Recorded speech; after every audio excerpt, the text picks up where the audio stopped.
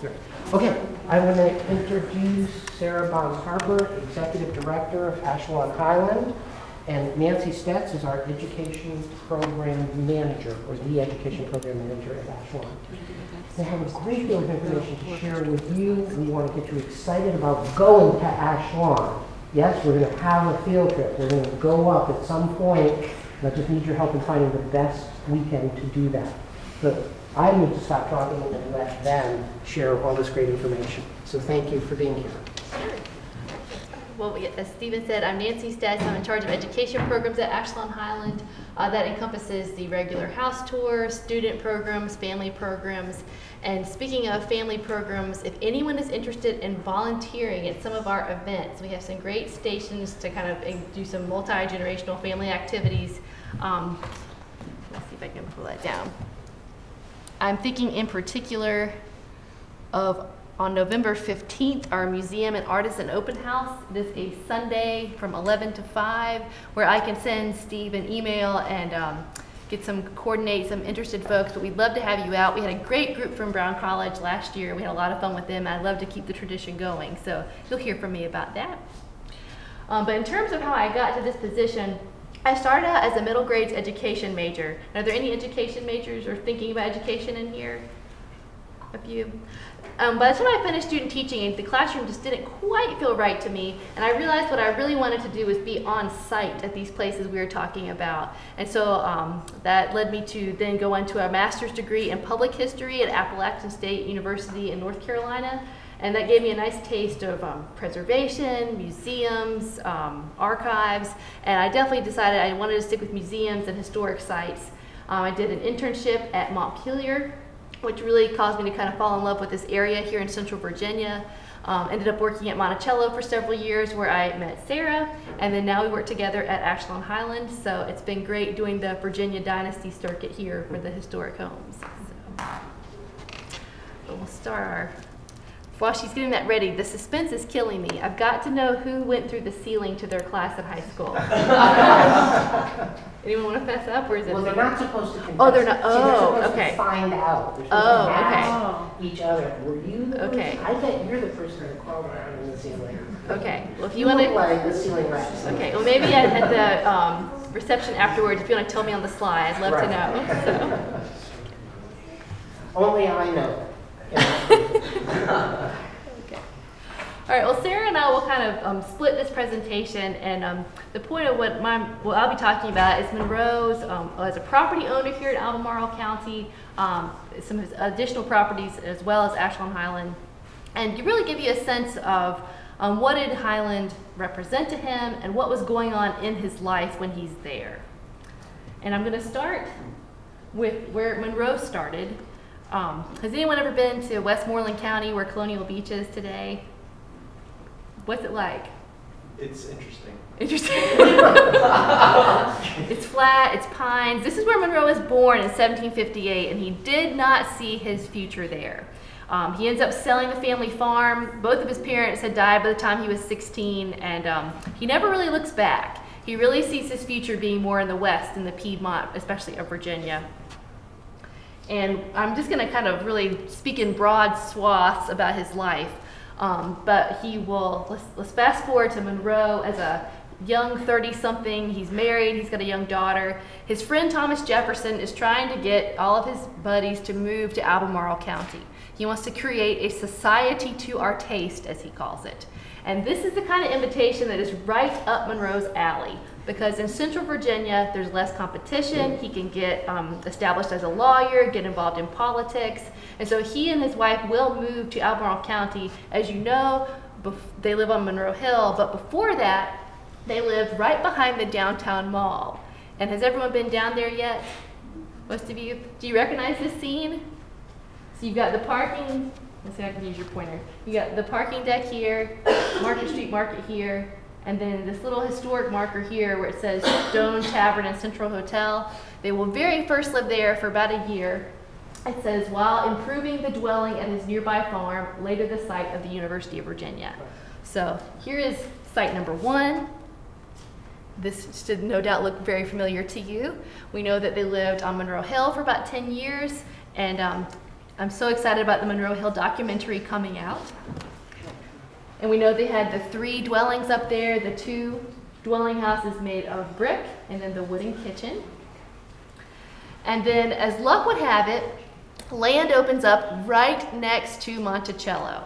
And so James and Elizabeth Monroe will purchase that land, which we now know as Ash-Lawn Highland today. Monroe called it just Highland. And here they are kind of as a young couple together. And Monroe will write to Jefferson that he looks forward with pleasure to this period, and it shall be no distant one, when I shall occupy as your neighbor the adjoining farm. He writes that in March of 1794. Well, little does Monroe know that that will not be happening like he thinks it will, because as is the theme of Monroe's life, duty calls him away. And 2 months later, George Washington will appoint him as minister to France. So he will leave Virginia. He won't get to start working on a house at Highland just quite yet, and he will go to France. But what's really good about this period of several years where the Monroes were in France is that they're writing back and forth to Madison, to Jefferson, to family about their plans for both Highland and Monroe Hill. And that gives us a great wealth of information about what he's thinking about doing at both of these places. Because he's gone, he'll have Madison and Jefferson actually pick out the site for Highland. And Madison will write to Monroe in France how he and Jefferson had visited his farm, they had viewed the sites, and that the one they preferred was originally on the east side of the road near the field not long since opened. So it's kind of neat to think about those two walking around and picking out the spot for Highland for the Monroes. Monroe's period as minister to France will kind of end on a sour note. Washington will recall him or fire him for being too pro-French, and he'll come home most indignant to Monroe Hill and defend himself, but then he finally gets to start working on his house at Highland. And we know that it's finished because of this letter toward the end of 1799, where he'll write to Madison he's about to move to his new house and invites James and Dolly to come see them there. And we know at least the dimensions of what this house looked like because of the fire insurance policies. And Sarah will talk more about these to you and some intriguing aspects about them. But for just reference sake, we'll just look at the outline of the building. So he's inviting the Madisons to the one you see at the top. And you see it's the two structures there, kind of the main house and an addition to it. And for just the last part of my talk, I will just focus on what's going on in James and Elizabeth Monroe's life while they're living here at Highland. And so again, it's kind of really painting in broad swaths. When Monroe finally moves into Highland, it's finally built, duty calls again, and he's elected governor. And where's the capital of Virginia? Richmond. So can he stay at Highland? No. He's got to then move. And so not long after he's elected governor, Gabriel's rebellion will flame up. He's involved in a slave uprising. Part of their plan was to kidnap him as governor. All at that time, his son, who was 1.5 years, died as well. And then when Monroe is finished being governor and can finally come back to Highland, duty calls again. And Jefferson appoints him minister to France, or excuse me, envoy extraordinary to France, that's the right term. And he will help to negotiate the Louisiana Purchase. He's actually there on foot doing the negotiations in French. And so he'll end up staying in Europe for several more years as minister to Great Britain, the issue of the day being impressment. And that will also end on a sour note. Jefferson recalled James Monroe. That means he got fired twice, this time by his friend and neighbor. So kind of an awkward time period in his life with friendship relationships, but they move forward. So he comes back to Highland. He finally gets to focus on farming and building again. And he'll take out another insurance policy where he's finished the garret of his house. We see an 1810 census showing that Monroe had 49 slaves working on Highland, cultivating wheat, tobacco. We know he had several mills. And then duty calls again, where Madison will ask him to be his Secretary of State. And what war flames up in the Madison administration? The War of 1812. And interestingly, as I was putting this together and looking at that image of the White House burning, I knew that Monroe had to flee the city, but I was thinking, what happened to Elizabeth? And apparently she was home in Albemarle County at Highland while this was going on and doesn't know that Monroe is in, such peril at the time. All right, so Monroe will then go from being Secretary of State to, and I should also add Secretary of War at the same time, to being president after James Madison. So when he's president, his house at Highland has now become a 30 by 70 foot rectangle. And just a few highlights from his presidency, things that think about him coming home in the summers and maybe losing sleep over or worrying about or talking about or writing about would be the Missouri crisis. Will Missouri come in as a free state or a slave state? Really what is the future of slavery in our country? We know that Monrovia in Liberia was established during his presidency. He's thinking about race relations. He's thinking about the future of our country. And then kind of this image on the end there representing what he's probably most known for, and what's his hemisphere-wide policy? Monroe Doctrine. That's what most people who come to Ash-Lawn Highland come with some sense of. We try to give them a lot more by the end of their visit. But so you can imagine him mulling over, really what's our national stance, as a country. So when you think about Highland, think about ambition, Monroe trying to make something of himself, what's the future of our country, and really, where are we going? What's our identity? Monroe ends up actually selling Highland and ends up retiring to a property called Oak Hill. And this is privately owned. I don't know if any of you are from the Leesburg or Loudoun County area, but if you drive down 15 South, you actually drive right past Oak Hill. And so that was just much closer to Washington when he was president, so he ends up, that's just much more convenient to him. But he will, as we said, sell Highland. And it's actually the sale of Highland, the sale of some of his slaves to Florida, and then actually asking Congress for reimbursement that will allow Monroe to die debt-free, which is pretty impressive in that time period. So that will be a good boon to him. He won't die with much in his pocket, but he does at least die debt-free. And Sara will kind of pick up from this point and tell you about Highland after Monroe had sold it, and then kind of where we're going today. So I'll turn this over to her.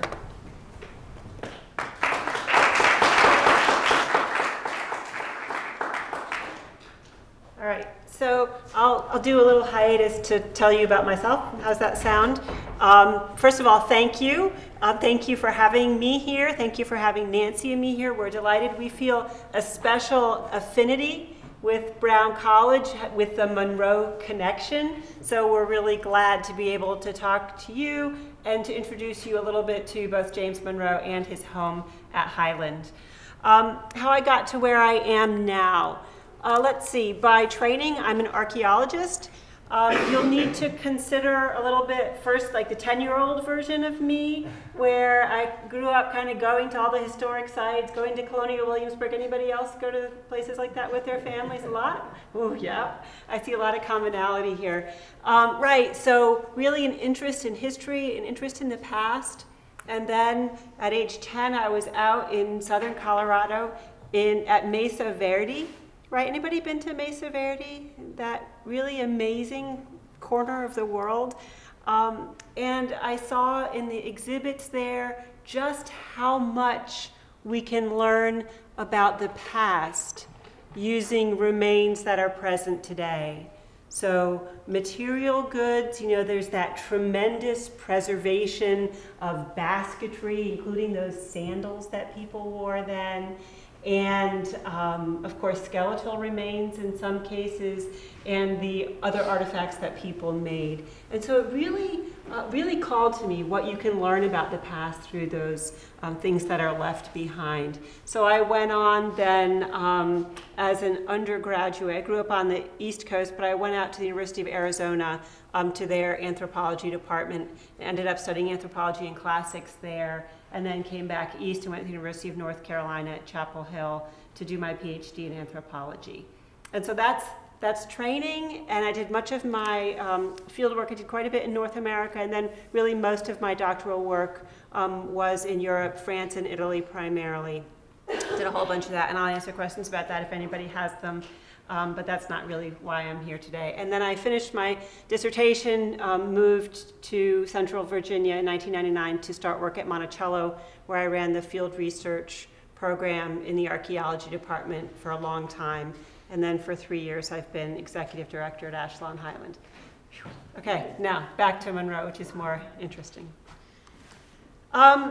So Ash-Lawn Highland, Nancy's gotten you pretty much through the Monroe occupation there in the historical sense.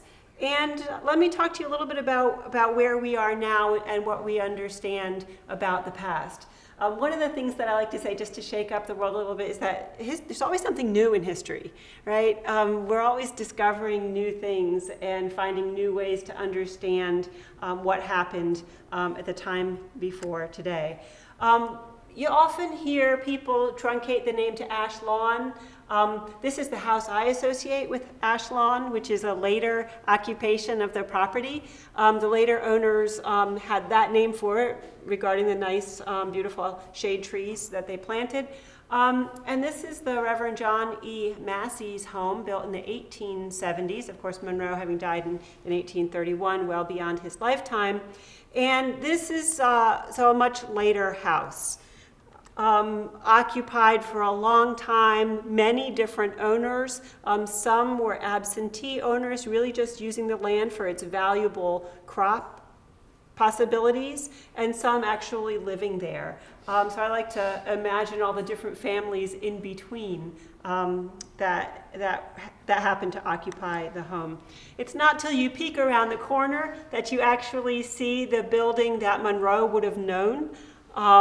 And that's the part that we call Highland. Monroe used a lot of different terminology and finally settled on the term Highland for that property. And that's where we enter with our tours now, so you can get a sense of it and what that small and modest structure is like. This is what it was like earlier in the 20th century, before the sunken garden was put in. And this is what we now understand in a fairly recent bit of research as the back of the house. We call it the north face or the north front, but really functionally during Monroe's time, it would have been the back, and this would have been the front. And so that's kind of a switch of what we understood previously.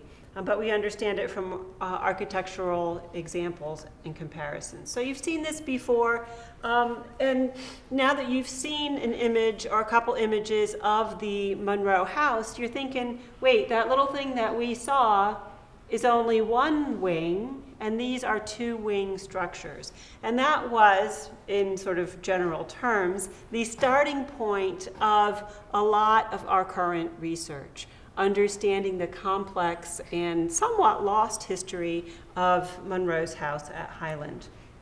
Why don't I, in the interest of time, just go very quickly on the floor plan and show you the main portion. And I do hope that you're able to come and visit, and this will make sense to you. An architectural plan feels rather sterile if you haven't actually been in the building. But we see the core of it as the original Monroe piece. And then we have always imagined that the lost wing was attached to it, and we weren't entirely sure where. Those of you who are really attuned to spatial relationships and details regarding layout and so forth would have seen that actually those insurance documents were somewhat confused, in that the smaller wing was sometimes on one side and sometimes on the other, but always justified at the top. So there's a little bit of confusion, and we don't really understand the house very well. Or shall I say, we didn't always understand the house very well, because we're really hot on the heels of some pretty important conclusions that we'd like to make about the house. But then if you imagine that the infill part that we saw in that 1816 map really completed that rectangle, the story kind of makes sense. But let's peel it back just a little bit. Looking at this portion of the house, you know, we understand here that it's always a little scary. Got it. This is that two-room piece that was the original part. And then we're going to look a little bit more closely at this in-between piece, what I call the hyphen, right? It's a connector between this older piece and then the newer part that we have conveniently color-coded yellow for your understanding. And so we went and poured around with all the architectural details inside and out. And this image that you see is of circular saw marks. And of course, if there are architectural historians in the room, you'll do a sharp intake of breath and really be startled by this. The rest of us will be like, yeah, okay, whatever. But what this means is that this particular portion of the house couldn't have been built before the early 1850s. Now, what time did we say Monroe lived there? Okay, bill of sale of the house, January 1, 1826. Something's not adding up. Okay, so this has to be a post-Monroe part of the house. And so this whole room that we have decorated as the Monroe's drawing room, and this is a screenshot off the Google 360 tour, and you can actually go take your own tour of Ash-Lawn Highland from Google if you like. But this particular room we will need to reimagine and interpret not as Monroe's sitting room, but as a later room that was added sometime after his death and, of course, after his sale of the property. And so we've gone on for specific dating of this and other phases. Dendrochronology, can anybody define dendrochronology for me? Dendrochronology, yeah. So dendro, Greek, dendron, tree, chronology, chronos, Greek, good. Time, so judging the time of the thing based on trees. Awesome, very good. So that's so not only do you know Loudoun County where Monroe lived, but you've got your good classical roots. Right, so tree ring dating, right? So our expert here is drilling a hole with a hollow bore and pulling out a sample, and that those rings are measured really precisely and then chronologically or statistically matched up to a chronology that's already established. And so we've done 2 campaigns, actually. It's that complicated, understanding the different phases and all the different beams that we might sample, because as you've already seen, there's a lot of different building campaigns for this house. So we're working on that. We even decided we had to go so far as to pull some siding off to get the corner posts and really integral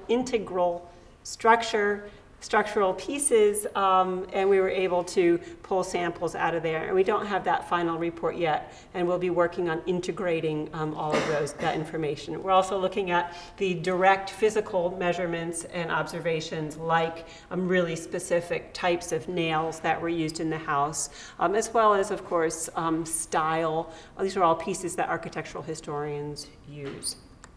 All right, we're also looking at the property as a whole. Here's an aerial view that in my files is dated to the 1930s. Okay, and if you want to look at it closely, you might see that's that Massey house that's now yellow. The little Monroe house attached to it is almost lost in the trees there. We've got a barn here. This structure is now completely lost. We don't have that at all anymore. The original smokehouse that's still standing and the overseer's house that's still standing. The interesting thing that this gives us also is some clues to the landscape. Of course, we have a plowed field here, but we have maybe what's the remnant of an orchard. Do you see the little sort of on their way out last few trees there that are probably fruit trees planted like that in a grid? So this kind of information can help us to understand more about land use as late as, well, into the time when photography allows. There's a little bit of a trickiness there because we can't always determine that those patterns or buildings or relics in some way date back to Monroe's time, and that's something that we have to be kind of careful of. But at least we can see, earlier than the current generation and reach back a little bit. So this speaks to more research that we are doing and that we need to do. And a couple years ago, we started with volunteers excavating a series of shovel test pits, or STPs. These are just little probes. Anybody done any archaeology? Okay, a little bit, yeah. Okay, in this country? Yeah, good. So we dug these to look for remains. Obviously, there are whole buildings that are not present on the landscape that we saw in our image there. We ended up digging about 200 and some. Okay, that's what that process looks like, including bringing in some professionals to really finish the job and do a good large number of those test pits. Here we are in the main service yard.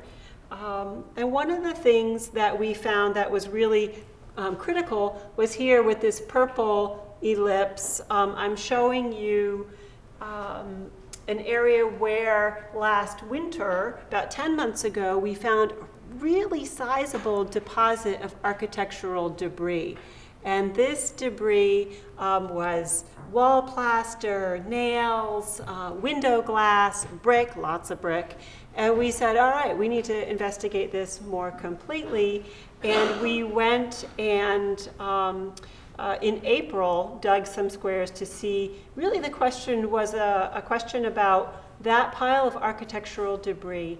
Did it come from a building that stood right there? Or did it come from a building that stood elsewhere and the remains were pushed over maybe to level the ground? So we had to figure out this question. We were really hoping we could answer that definitively with a limited amount of time budgeted for it. So that was really a pretty big set of questions that we asked. And I think you can see that we were able to say most definitively, yes, there was a building there. This that you're looking at here in the foreground is part of a chimney base. So if you picture a chimney, like if you're facing the fireplace, it kind of looks like it stretches this way. This is one of the ends, and it's a rather large chimney base.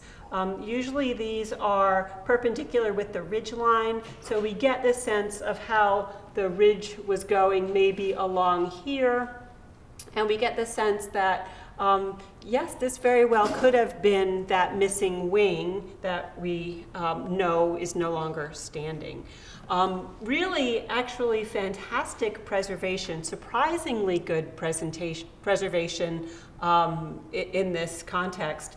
The hole on the right is an interior. It looks like a cellar or a basement room that is filled with debris all from one source, not debris that's been chucked around and lying around the surface, but probably a chimney that got pulled down or collapsed and just filled the hole right in. So this is pretty stunning, actually, for archaeological finds, and for not even being sure that we were going to be able to say yes or no about a building, to find something as significant as a big, thick foundation wall with a cellar hole on the inside was pretty rewarding. I've done a lot worse on archaeological projects.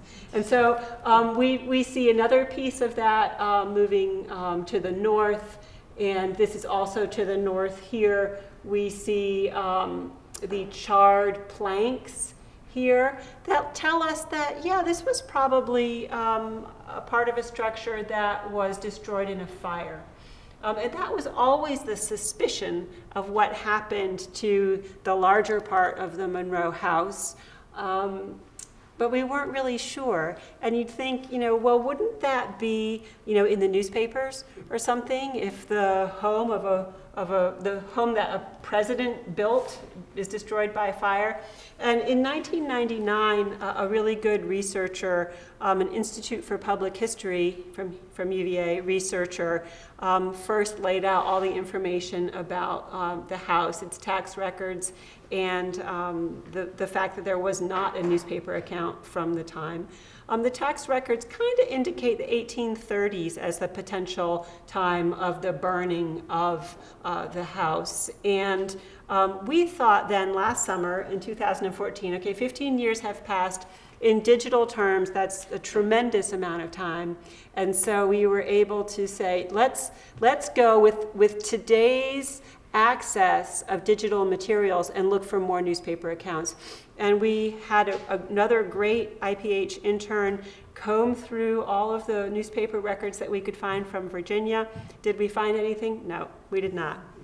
The earliest indication that we found was from 1901 when the Reverend Massey died. Remember, he's the guy who built this house that we see the face of here.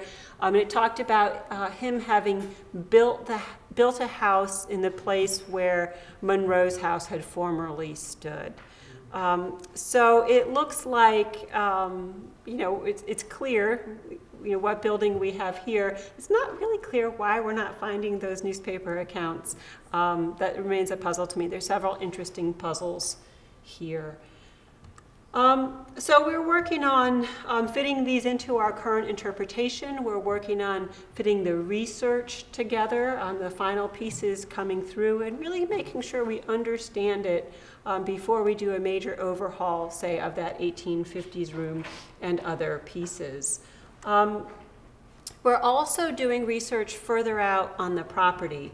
This is just another aerial view, and to orient you, that's the Massey house, that's the Monroe house. This is a row of outbuildings.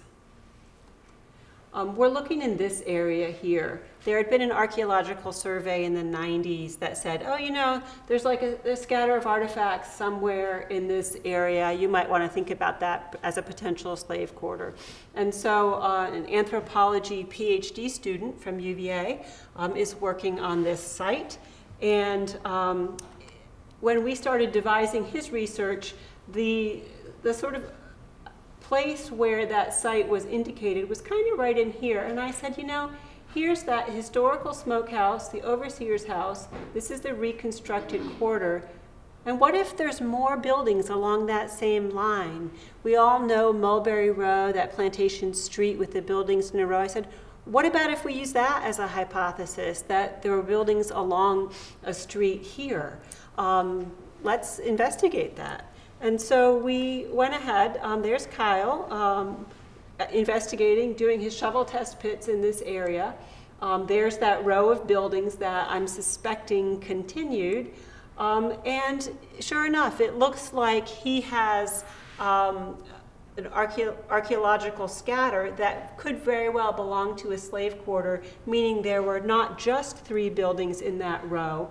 And this one is the historical photo that was the basis for that slave quarter reconstruction.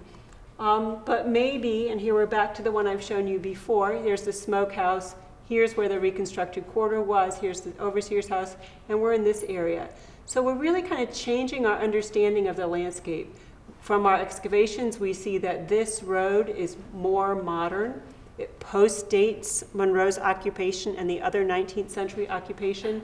And so maybe this area here is what we should consider the service area or the entrance corridor, and that there was a longer row of structures in this direction. So that's a pretty significant change, at least to my perception and understanding of the landscape.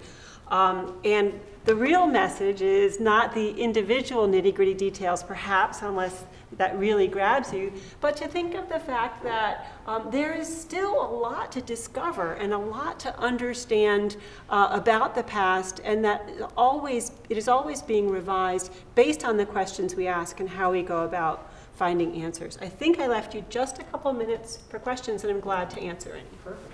Let's give a round of applause.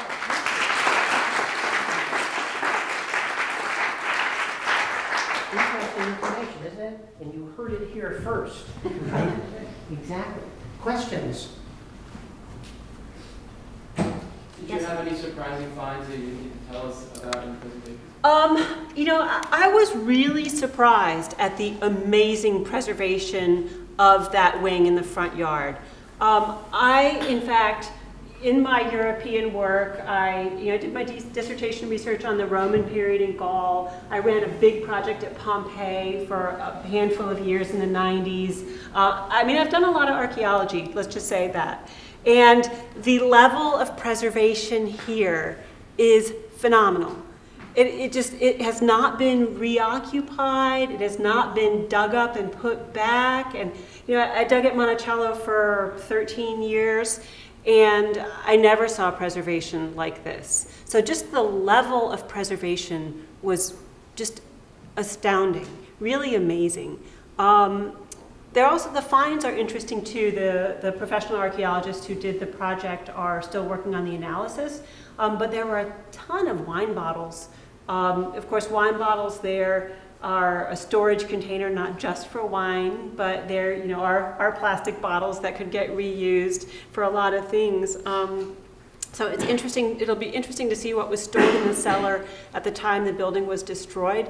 Now, of course, our caution there is Monroe had sold the house previously, so it wouldn't be his stuff necessarily, but some of the remains that were already archaeological remains at the time of the destruction would belong to Monroe. So the architecture, I'm fairly certain, belongs to his occupation, but the last phase of objects would be somebody else's. But the preservation really was the stunning thing. It was amazing. Yeah? What's the plan with that going forward? Are you going to dig up more of it? We absolutely are. So the, you know, when I took my job, I should say that I took my job, having been at Monticello for a long time, and doing some adjunct teaching here at UVA, really talking about how we build historical narratives, how we share data with different audiences, how we bring our scientific stories to the public, to students, to film versus scholarly writing versus magazines and so forth. So I'm very interested in that whole portion of sharing Ash-Lawn Highland. But nonetheless, people really assume that when I took my job that the thing I would do on the first day before lunch was form an archaeology department. And I didn't, actually, which maybe I regret that.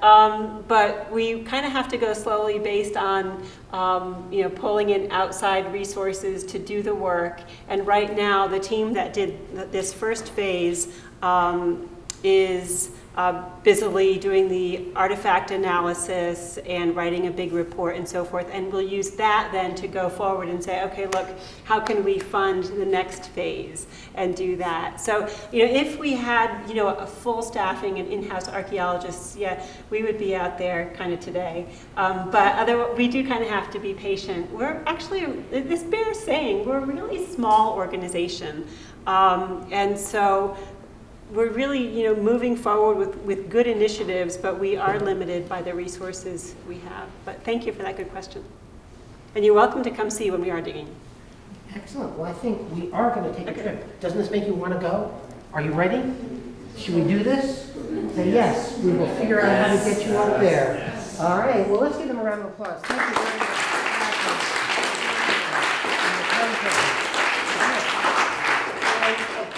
Need to present you with the official Brown College mug. So that is for your use. Shall we mug with this? You can mug with it for sure. Exactly. All right. So they're both going to be available at the Hill House. We're going to head up there for dumplings and kimchi. It's a unique combination. So I am looking forward to this, and I know you are too. I also want you to look forward to next Friday. We have Professor Dave LeBlanc from the Department of Politics and the Miller Center. He is going to talk to you about politics. Are you not interested in politics? You should be. Nice segue from James Monroe to present day politics. So I will see you next Friday, but hopefully I will see you at the Hill House.